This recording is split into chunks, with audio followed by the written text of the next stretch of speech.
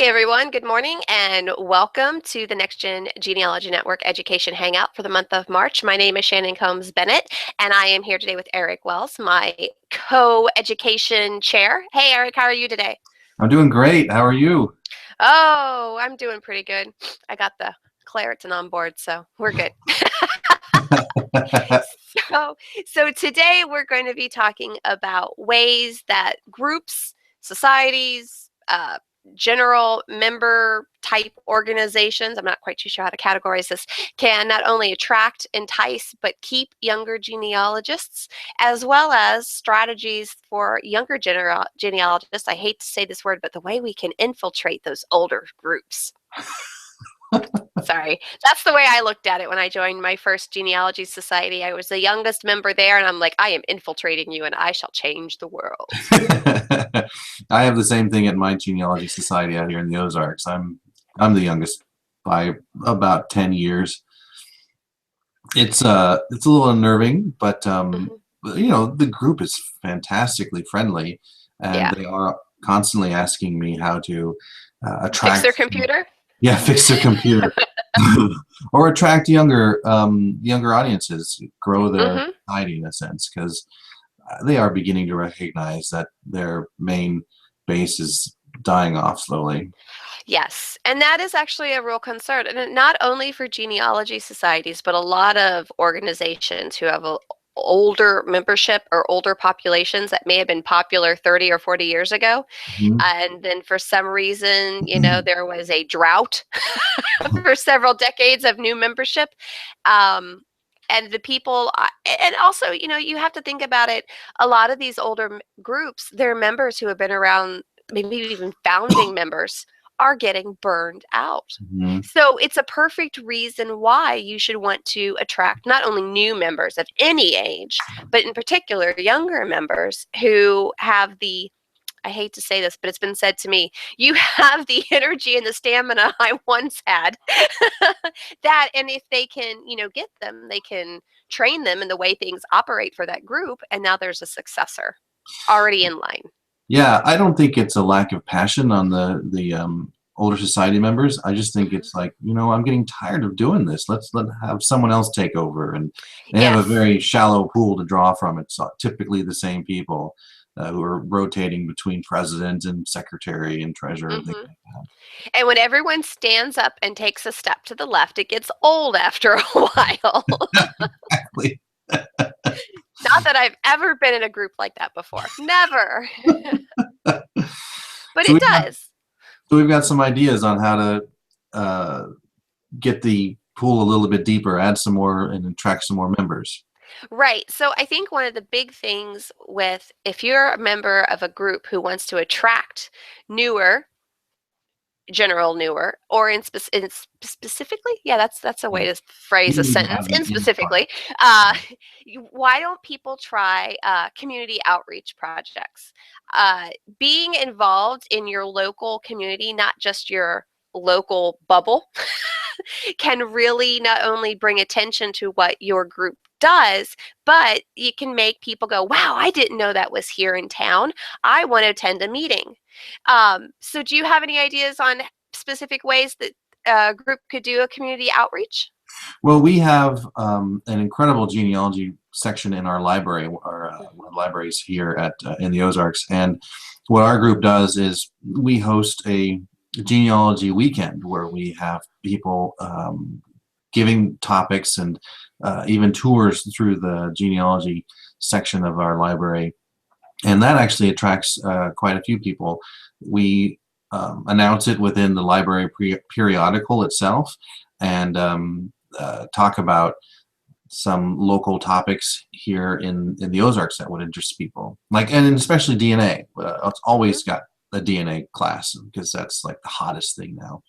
Yes, and it confuses a lot of people. It So you does, can yeah, never hear it enough. right, Well, yeah. our group does a lot of the same things. We also reach out to schools and retirement centers, post flyers, and especially at community community buildings, where rec, YMCA, those types of Right. things. Right. Saying, hey, have you ever thought about a genealogy club? Or especially when Who Do You Think You Are or Genealogy Roadshow are playing, Hmm. hey, have you ever thought about who you are, and do little word plays to get people to come to meetings. And this, or if we're having a lecture, my local group that I belong to, we do a spring and a fall 1-day lecture series where we have 4 lectures on Hmm. a Saturday, 2 in the morning, break for lunch, 2 in the Yep. afternoon. And it's a great way to get people, not only members of the society, to come out for an educational day, but members of the community as well. Yeah. And journalism groups at schools, if you can get with them, because they're always looking for topics to write about, and why not Mhm. write about your family history? Yeah. And another idea is to create an active Facebook group because Hmm. I know that's something that actually I've seen a lot of older generation begin to pick it up on how Hmm. it works. But there's still gaps in knowledge, and so some of the younger generation can come out and help make that a popular community within which people can discuss topics and get help from within the community itself.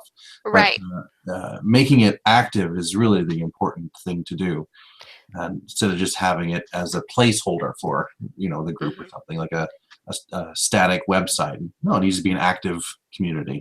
Right. A dynamic online presence can Hmm. really draw in younger members. Yes. Um, Now, I know I was a member of my local genealogy society for 3 years before me and another woman, convinced them that you need to do this. Yeah.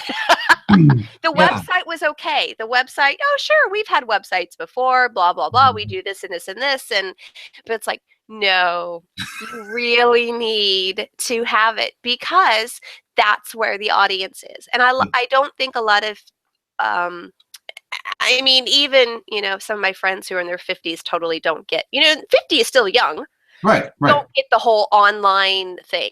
But if you really want to target, say, the under 50 and particularly the 30 something or 20 something crowd, you have to have a dynamic online presence. You don't have to use it every day. You Mm-mm. don't have to be, tweeting every 5 minutes, Mm-mm. but having something out there, especially with up to date and current contact information, Yes. is key. Yeah. Yeah. Yeah. I agree with that, and that's something that we as a next gen younger generation can really help grow the society, is using our skills and our knowledge with the social media work. Right. Oh yeah. I some of the biggest lectures I've done for my local group were how to write a blog, Hmm. how you can use social media for your research.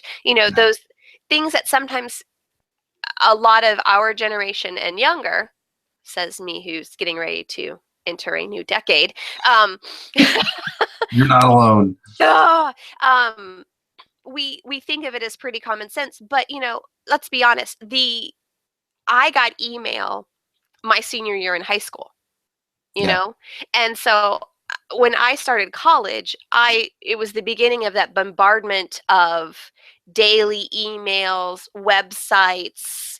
I remember when Yahoo was created. Mhm. Yeah. So do a lot of other Yeah. people, but our generation and younger, we have been immersed in it. So a lot of times we forget how easy it is, because it's something you grew up with. Yeah, a lot of us don't really need to worry about making carbon copies of letters we sent out or changing ribbon in a typewriter, and that's unfortunately a skill that's gone. A lot of skills have gone by the wayside. Or Hmm. even I remember learning how to both work a computer and learn how to the Dewey Decimal System worked in a card catalog, Oh, yes. and those things are no longer relevant. The Yeah. Dewey Decimal System, it's gone by the wayside. And card catalogs. Oh my gosh, I loved opening those, like those big Oh, those cabinets. drawers. It Oh, was the drawer amazing. drawers. Oh man, it was amazing. But now you can just go to the website of the library and type in the book name Hmm. and see if they don't have it, someone else has got it. That's right. Uh, and in a very short amount of time, too. Hmm. Yeah, yeah, Very short amount of time. Yeah, we're But beginning to, the internet seems to be maturing more than it was in the last 2 decades. mhm, We're beginning to figure out what we can do with it. right. But I do have to say, kind of tying into the online presence, that is a great way not only to attract newer members and younger members, but once you get them coming and hooked, Yeah. because let's be honest, they'll show up once because they're curious. If they show up 2 or 3 times, you've got your claws in them Mhm. Yeah. and they are hooked. A great way to keep members is by getting them involved.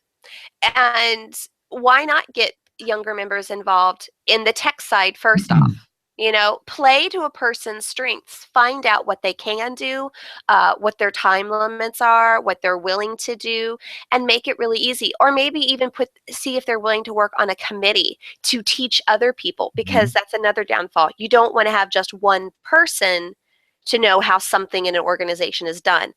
If you have a few people who know, that way if something happens or they get sick or they have to move because of a job or death in the family or whatever, there's somebody who can immediately step in and take the reins, either temporarily or permanently if needed. Yeah, just passing the knowledge down. I agree. Another way is we briefly touched on it, but diversifying the education topics. Hmm. Not just talking about specific counties, but instead on talking about maybe how to edit photos, old photos that have got scratches in them or Hmm. something like that, or stains in them. A lot of the younger generation knows how to use Photoshop or Right. um, and make those photos uh, brand new again, like Hmm. when they came out of the baths. I remember doing that in yearbook. Yeah, developing the pictures and fixing them and stuff like that. The Yep. paper, yeah, yeah. That's something that I learned just out of necessity, working within genealogy myself, building a book that I wanted to pass on to my grandmother, and it's something that I was able to actually talk to my own society about. Like, here is a step-by-step, easy program, easy process of making your old pictures that you've got, making them look amazing. And my grandma was so concerned because she had just one picture, but she wanted to give it to all of her children, and she didn't know how to do that. And it took me coming in to figure out and talk her through the process so we could realize that vision for her. And that's something that can be talked with, a topic that can be talked with societies. Right. And I think also something a lot of societies kind of stumble into, or maybe just members of certain societies, is they see someone young and assume that they're inexperienced, Mm-hmm. be it Yes. in the field or life or whatever. And let's be honest, you can have a brand new genealogist at any age. So just because they have white hair doesn't mean they've been doing it for 30 years. Exactly. Just because they have 2 kids doesn't mean they're brand new, because they could have started, as a teenager at home with their parents or their Yeah. grandparents. Yeah. And I think that goes back to the diversifying educational topics as well as getting people involved. It kind of is both of those together. You need to have a broad range of topics that could be applicable to any Mm-hmm. stage in a person's research life, as well as, just because you have a young person doesn't mean you have to coddle them and teach them how to use a microfilm machine. They may already know, and Yeah. they may be able to teach you a trick or two. Yeah. So I think sometimes there's a little bit of a mind block. It's sometimes people make snap judgments, and I'm guilty of it. I've done it before, and I've had to catch myself and go, no, you can't do that. Yeah. Don't know. So I think it wasn't until I gave my first talk in front of the society until I felt much more respected within the mhm. society itself. Like, oh, this guy has experience. He knows what he's doing. And I think that recognizing that as a society, recognizing that and kind of setting it to the side and just welcoming and asking them like, what have you done? What's your experiences? Can go really far with welcoming new people. Like, Right. And it's the quiet ones you have to look out for. it's the quiet ones. They're the ones who have they're thinking. Yeah, and it kind of goes back, it touches on the topic of encouraging, and just like being an encouragement to the new members and the younger members. Right. And, you can ask and make sure people understand that new ideas are always welcome. I've discovered through my years, not only being involved in genealogy societies, but other not-for-profit organizations and volunteer organizations. Because let's be honest, genealogy societies depend on volunteers and membership. Mm-hmm. We're not there because we're making big bucks at it. And you constantly have to be encouraging, open to new ideas, open to new philosophies. Not everything will work, but you shouldn't shut someone down just because it's something you haven't tried before, or it's something you tried 20 years ago and didn't work. That was 20 years ago. Yeah. Yeah. It could work now. Yeah, doing new things can be scary, Mm-hmm. for especially if you don't understand every aspect of it. But if someone who does do this on a regular basis knows how to do it, then it can be a great success. Right. Yeah. So we've got a brochure that we're working on, and it We do. should be out in next month or so. That kind of touches on what we discussed in this video. That's right. It's currently being edited by members of the leadership team. I did the draft. Eric is hopefully going to be able to give me his input on it soon as well, and we're going to make it lovely and photocopy available, which means it'll be in black and white so that it will easily photograph. Photocopy friendly. That's right. And it's going to be a trifold brochure, the first of our many different. Of course, my phone is ringing. We're going to ignore it. It doesn't exist. The first of many different types of pamphlets and brochures that I know, or it's okay, that we are going to be putting out online on our website as well as in our Facebook forum, which if you haven't joined the Next Gen Genealogy Network Facebook group, you need to. Right, Yeah, Eric? Yes, right. It's pretty active. We've got a lot of members on there, and regular regular topics are posted, and it's really active. I really enjoy hanging out over there. I've got mine on silent. I know, but it's my desk phone. Oh.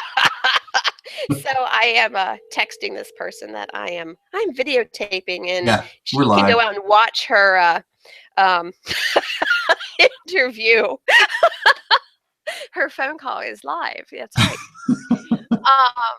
It's Great. okay. She's picking up on me. I have some friends who I had some dental work yesterday, so they are making sure that I am alive and not medicated this morning. So it's probably her checking to see if she needs to take me somewhere. She's being a kind and considerate friend. So the queen got a new crown. That's yes, I did. It's only temporary, though. It's only temporary. Uh-huh. But anyway, we're hoping that this series of brochures and pamphlets, flyers that we're starting will be of use. And hopefully we'll have it out in the next few weeks as soon as it goes through the editing process.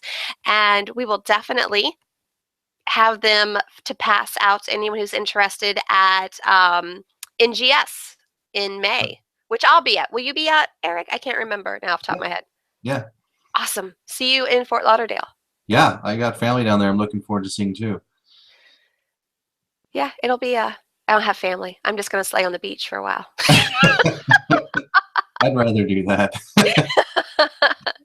Okay, well, on that note, it's been 20 minutes, which is what we target for. Hey. I think we've done pretty good. I think we covered everything. Do you have any last thoughts before we stop? Now that you've put me on the spot, no. Okay. No, I've got nothing. I'm looking forward to this brochure, and I think it'll make an impact with societies and the younger generation. I hope so too. It's something that that we have been asked to put out for the last few years. So, like I said, we're working on doing a whole series of different things so that we can meet the needs of our memberships. And speaking of members, if you are a member of NextGen, don't hesitate to tell us what you'd like to hear us talk about in the future. Is there something you want to know, youth, genealogy related, organization related, anything? We're always looking for topics to talk to you about. And of course, if you would like to join Eric or I on a show because you have something you would like to promote with youth and genealogy for that next gen, we are more than happy to hear from you. Yay! Yay, otherwise Go we'll just next guess gen. on topics. That, yeah. Oh, I can talk. You might not like what I talk about, but I can talk. All right, everybody. I hope you have a great day, and we will see you next month. Bye. Bye.